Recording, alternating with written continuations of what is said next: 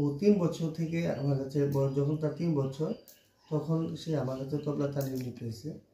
তো আমি যথারীতি ওকে তালিম দিচ্ছি, এখনও দিচ্ছি প্রায় 11 বছর যাবত। তো দেবঙ্গন আগে থেকে অনেকগুলো ভালো বাজায়।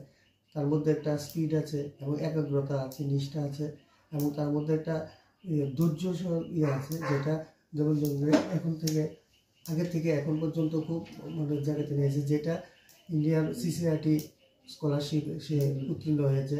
এবং সারা ত্রিপুরার মধ্যে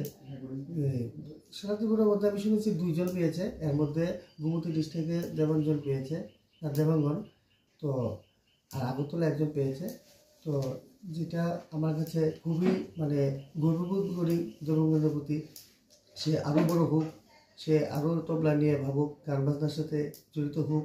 এবং গান বাজনার প্রতি জড়িত থাকলে কি হয়, তো আনন্দের মধ্যে থাকা যায় এবং মা বাবার প্রতি, সমাজের প্রতি দায়িত্ববোধ থাকে এবং সে এটা দিয়ে যাতে অনেক উপরে উঠতে পারে, সেটাই কামনা করছি।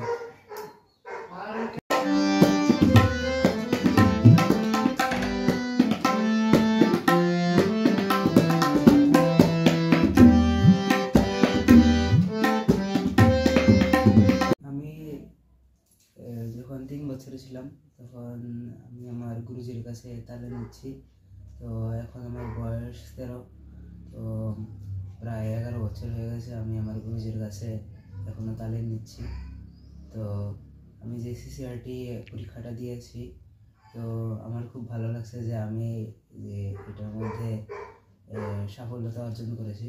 তো সাউথ আর গোমতীর মধ্যে আগরতলার একটা মেয়ে আছে, ও পেয়েছে আর আমি পেয়েছি। তো আমার তো খুব ভালো লাগছে। আগামী দিনে তো আমার পড়াশোনার পাশাপাশি তবলা নিয়ে একটা ক্যারিয়ার বানানোর ইচ্ছা আছে।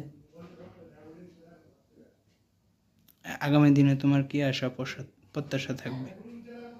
তবলা নিয়ে একটা ক্যারিয়ার বানাতে চাই, ভালো উজ্জ্বল ক্যারিয়ার, আর সমাজের প্রতি কিছু করতে চাই আমি।